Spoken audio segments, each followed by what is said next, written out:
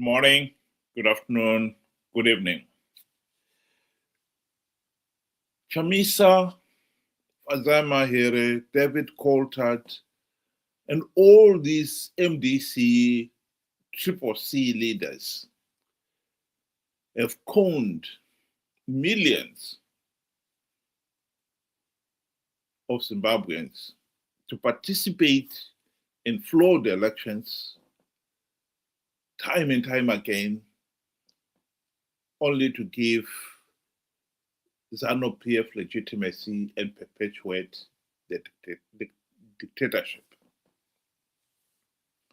What is so disappointing here is that there are conning millions of what one can call Zimbabwe's intellectuals. Because most of the opposition supporters have got at least 11 years of formal education. That means they would have done 7 years of primary school and then 4 years of secondary school. They've got all-level education. Many of the supporters are in the country, and even more are in the diaspora. Some of them have more than 11 years of formal education. Some of them have even university degrees. And some of them are professional in their own right. And yet the opposition has managed to con them with their idiotic lies, not once, repeatedly.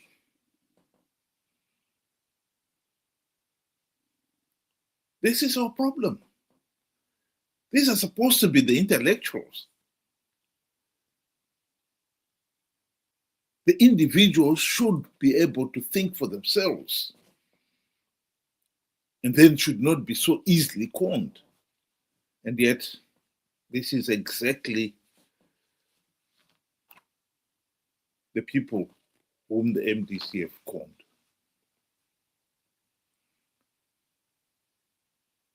Repeatedly. Here is a video clip that has been taking the rounds in the social media. And I must say,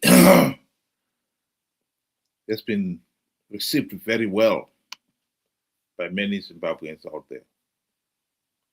I've never endorsed him. I've never believed in him. I didn't think he'd fail so spectacularly and as soon as he did, but I never endorsed because, like I said, Zanu PF is rotten to the core. The model can never take us into the future. And I think the mistake that we made as citizens is twofold. The first being that we thought that if the symbol of our oppression, Robert Mugabe, fell, then that would be the end of our problems. We underestimated just how large the system that's been created over time and perfected by Zanu PF was. The second mistake is we should have, and this is a regret, and this, I strongly regret, we allowed there to be infractions of the Constitution. Because of the sense of populism, the institution during that time. We made a huge mistake here. You cannot use sanctions as a scapegoat for failure. So I'll stop it there. She acknowledges that Zanu PF is rotten to the core. This is something that many Zimbabweans, particularly those, the so-called intellectuals, had reached that conclusion by the late 1990s. Zanu PF had been rigging elections for the last 20 years, and it was clear that if we're going to have any meaningful change in Zimbabwe, we either have to take up arms to fight the Zanu PF regime. It cannot reform itself. It's rotten to the core.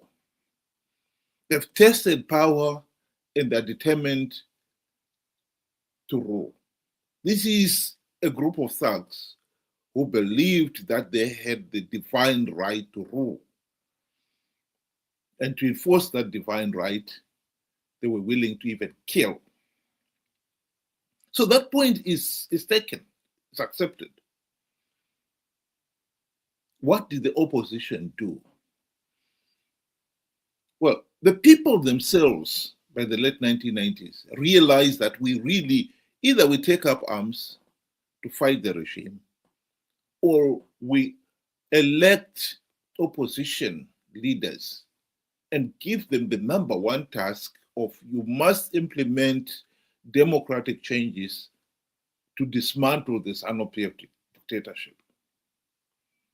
The decision was made, and I think it was the right decision, that we should risk everything to elect opposition leaders who will implement changes.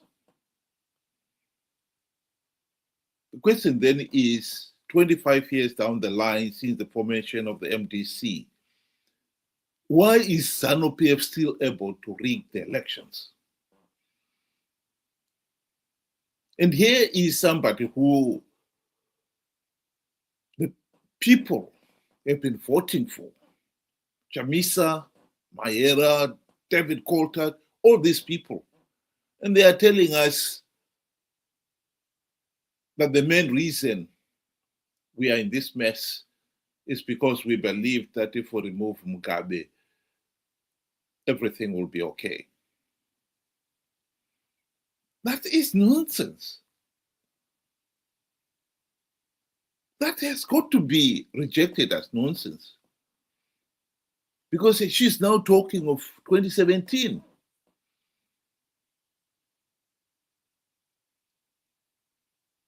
The party MDC was formed in 1999 on the promise that they would deliver the democratic changes the nation was dying for. The party name itself said it all, the Movement for Democratic Change. The question then is, why have you failed to implement even one democratic change?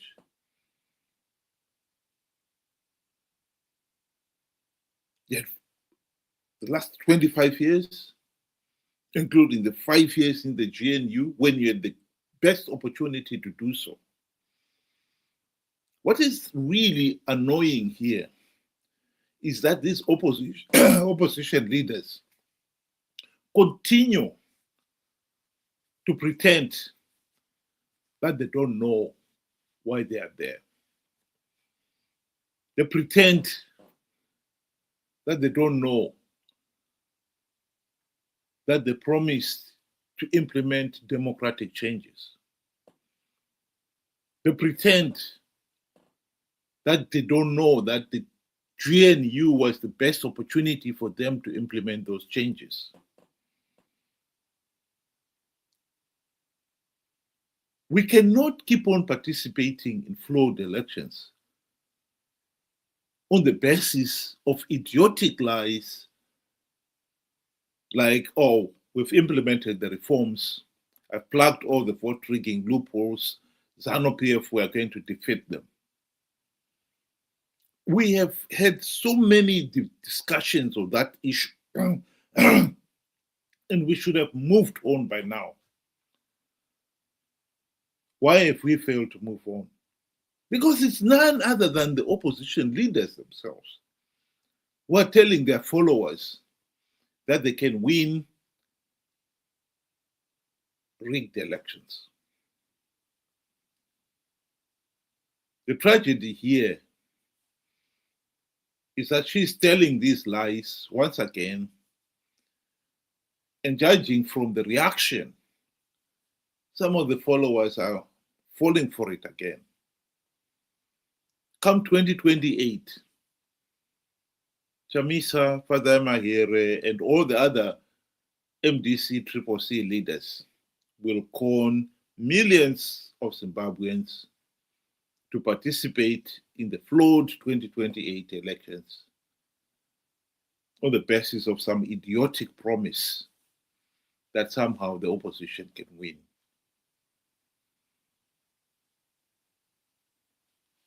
Here is Professor Jonathan Moyo explaining this very problem that you cannot win these elections. Zanu PF may be rotten to the core, but the system that they've created, you cannot beat it. Zanu PF will win these flawed elections. And your participating will only give the process legitimacy. Chigumba is the mother of the rigging, and Malaba is the father of the rigging. Endorsed what the mother was doing. It is actually scandalous. You see, ZEC is not supposed to be controlled by any authority. Yeah, it's supposed to be independent. It is an independent constitutional body. In fact, independent commission. It's a Chapter 12 institution. But the ZEC did not run anything important. It never did. The computers were run by Africom. The registration, accreditation, and so forth were run by a CIO company. So between the CIO and the army, they ran the processes, the operations, using their instruments. Either Matsanga, who is actually active, she's employed. She joined the, not joined, she was seconded to the electoral body in 2008 as a divisional intelligence officer. Now she is a director in the CIO. As we speak right now, she's a director, and she was congratulated and rewarded for rigging the 2018 election. And she was given a house in Borodale, a posh mansion in there. So there is a serious problem that whereas on paper, ZEC is supposed to be an independent constitutional body that runs elections transparently, efficiently, and impartially. No, it doesn't. It doesn't because it does not even itself run. The elections are run for ZEC by the securocrat.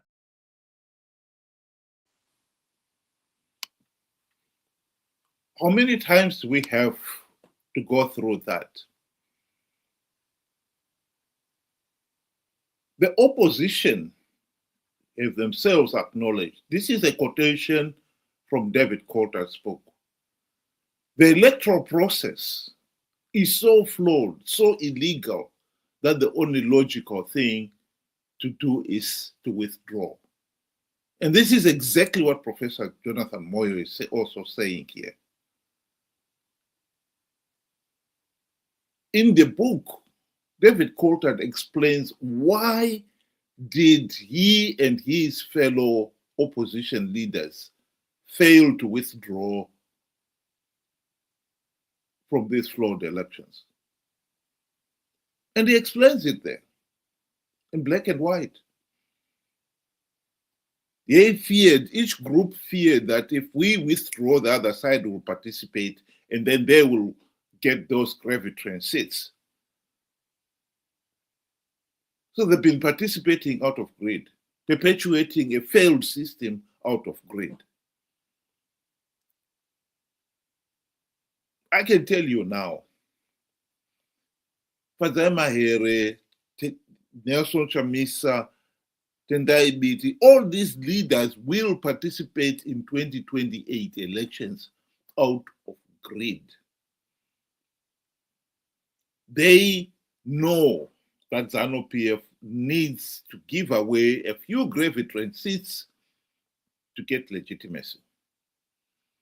And those they cannot resist. The problem is the people themselves. They failed to realize that the opposition have not only failed to implement even one token reform, they are now participating in flawed elections to perpetuate the dictatorship out of greed. And what is annoying, as I said, is that the main supporters of the opposition are intellectuals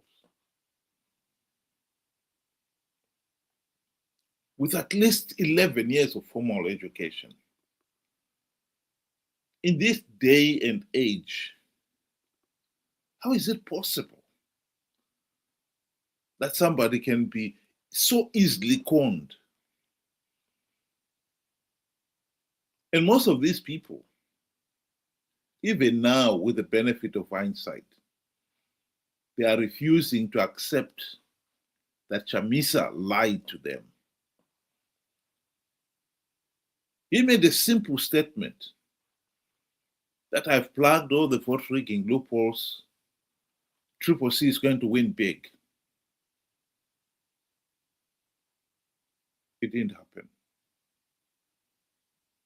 Both SADC and the AU confirmed that the election process in Zimbabwe were flawed.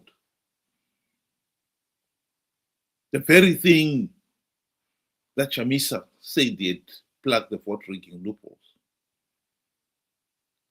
And they're the same people will not accept that Chamisa is a liar and a conman because of their personality cult mentality. They believe Chamisa is a demigod who can do no wrong, and certainly who cannot lie and can be accused of being a conman. No, that they cannot accept.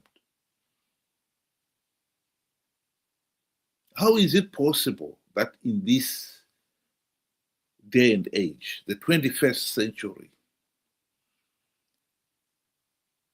with a 21st century education, at least 11 years of formal education, so many millions can still believe somebody like Chamisa is a demigod?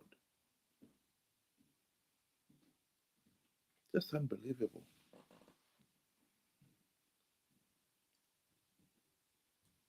Unbelievable. I can tell you now, Nelson Chamisa, Fadzayi Mahere and company are gearing to con the people of Zimbabwe into participating in flawed elections come 2028.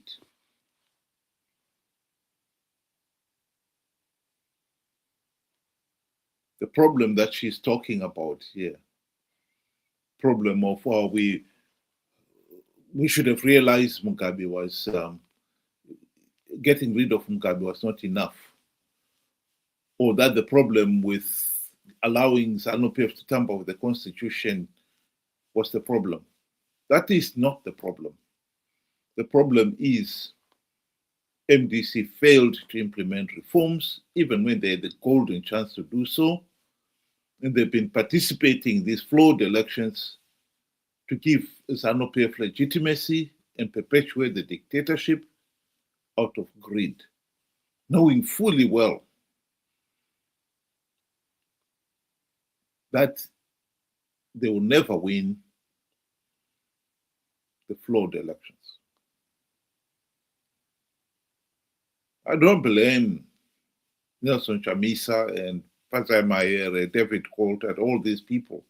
They're only taking advantage of the ignorance, naivety, and how gullible some people are.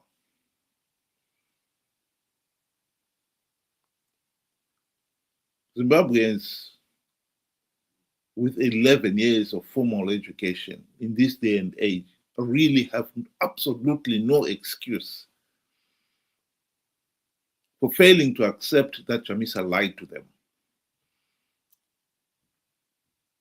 and con them to participate in flawed elections. And this was not the first time. This has happened again and again. And we are facing a real prospect of history repeating itself in 2028. The lies are coming thick and fast already. Good night.